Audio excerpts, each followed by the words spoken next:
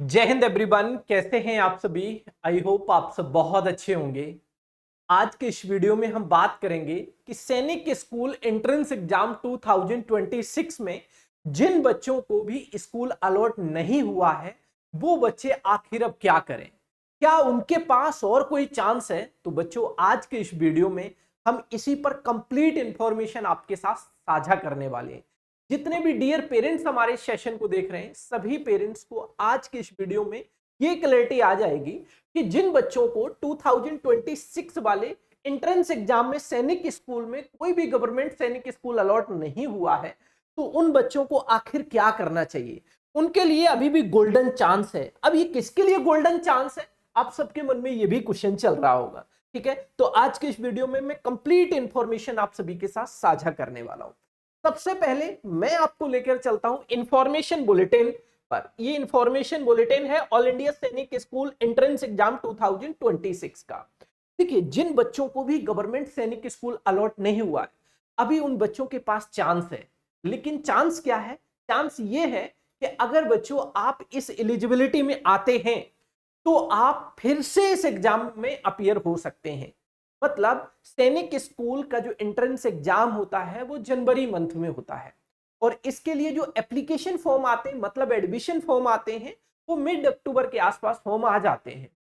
क्या आप दोबारा इस परीक्षा में अपीयर हो सकते हैं? तो जी हाँ, बट कंडीशन अप्लाई कि बच्चे की एज लिमिट उस अंडर में होनी चाहिए। ठीक है, आइए हम बात करते हैं। ठीक है, इंफॉर्मेशन बुलेटिन की। ठीक है, इंफॉर्मेशन बुलेटिन की बात करते हैं। ये इंफॉर्मेशन बुलेटिन है, ठीक है, 2026 का। देखिए, आप सभी अच्छे से जानते हैं कि सैनिक स्कूल की जो प्रवेश परीक्षा होती है, आप उसे एक बार नहीं बल्कि आप 2 बार भी दे सकते हैं आराम से। जैसे मान लो कोई बच्चे, जब बच्चा क्लास 5th में पढ़ रहा होता है, तो उसी टाइम उसे एडमिशन फॉर्म फिल करना होता है। ठीक है, ये एडमिशन फॉर्म अक्टूबर, मिड अक्टूबर के आसपास आ जाते हैं, अक्टूबर नवंबर में। और ये जो परीक्षा है वो मोस्टली कंडक्ट होती है जनवरी मंथ में। क्लियर है? फिर इसका प्रोसीजर चलता है आगे, फिर रिजल्ट आता है, रिजल्ट के बाद काउंसलिंग होती है, और काउंसलिंग के बाद फिर जाके बच्चों को एडमिशन मिलता है। क्लियर है? तो अब जिन बच्चों का इस बार फॉर्म फिल किए थे उनके अच्छे मार्क्स नहीं आ पाए, इस वजह से ओवरऑल उनकी अच्छी रैंक नहीं बन पाई और उन्हें कोई गवर्नमेंट सैनिक स्कूल अलॉट नहीं हो पाया, लेकिन उनकी हार्दिक इच्छा है कि सैनिक स्कूल में ही पढ़ना है। ये सैनिक स्कूल वाकई में डिफरेंट टाइप के स्कूल होते हैं। यहाँ बच्चों को फिजिकली मेंटली दोनों तरीके से तैयार किया जाता है। यहाँ बच्चे को वो एनवायरनमेंट मिलता है जो एक अच्छे बच्चे को मिलना चाहिए। यहाँ बच्चे न सिर्फ बेस्ट एजुकेशन ही अचीव करते हैं, बल्कि बच्चे यहां से पढ़ने के बाद एक अच्छे नागरिक भी बनते हैं। क्लियर है ये बात? चलिए, तो आप लोगों के पास दोबारा मौका ये मिल सकता है कि आपने इस बार फॉर्म फिल किया था, आपने 18 जनवरी 2026 को जो परीक्षा हुई थी उस परीक्षा में आप अपीयर हुए, लेकिन आपको कोई सैनिक स्कूल अच्छा जो आप चाहते थे वो अलॉट नहीं हो पाया। तो आप क्या कर सकते हैं, आप क्लास 6 में कहीं भी एडमिशन ले लो, जिस स्कूल में पढ़ रहे थे आप उसी स्कूल में क्लास 6 में एडमिशन ले लो, कोई दिक्कत नहीं है। ठीक है, जहां आप पढ़ रहे थे, जिस स्कूल में 5th क्लास में पढ़ रहे थे, वहीं आगे अपना क्लास 6 को कंटिन्यू कर लो।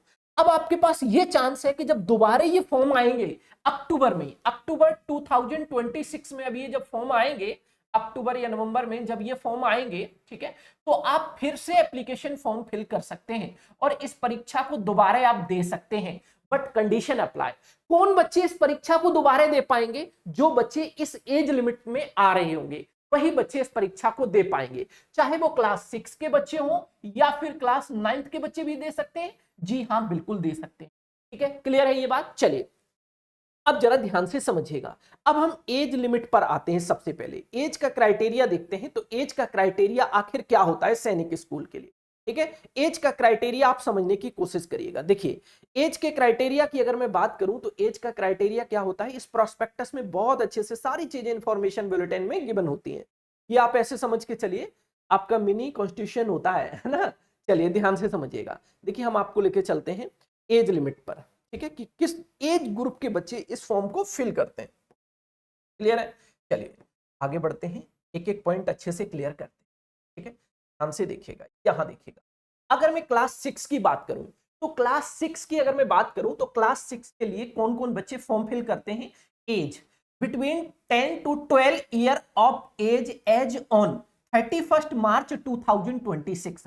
जिस बच्चे की एज जिस बच्चे की एज, ये पिछला वाला ये इंफॉर्मेशन बुलेटिन है 2026 वाला, लेकिन इस बार की अगर मैं बात करूं तो जिन बच्चों की एज 31 मार्च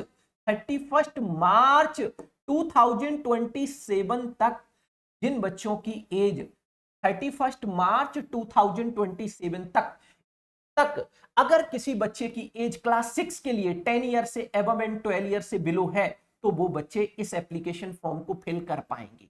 ठीक है, जो बच्चे सैनिक स्कूल एंट्रेंस एग्जाम 2020 सेगमेंट में अपीयर होना चाहते हैं, अगर बच्चों आपकी एज क्लास 6 के लिए 10 ईयर से एबव एंड 12 ईयर से बिलो है, वो भी कब तक, 31 मार्च 2027 तक। ठीक है, तो आप इस फॉर्म को फिल कर सकते हैं, कोई प्रॉब्लम नहीं है। क्लियर है ये बात? चलिए, ठीक इसी तरीके से अगर मैं क्लास 9th की बात करूं तो क्लास 9th के लिए जो एज लिमिट होती है वो 13 ईयर से अबव एंड 15 ईयर से बिलो होती है। तो जिस बच्चे की एज 31 मार्च 2027 तक अगर किसी भी बच्चे की एज 13 ईयर से अबव एंड 15 ईयर से बिलो है, तो वो बच्चे इस परीक्षा में अपीयर हो सकते हैं। क्लियर है ये बात? मुझे उम्मीद है कि ये बात आप सभी को अच्छे से समझ में आने लग रही है।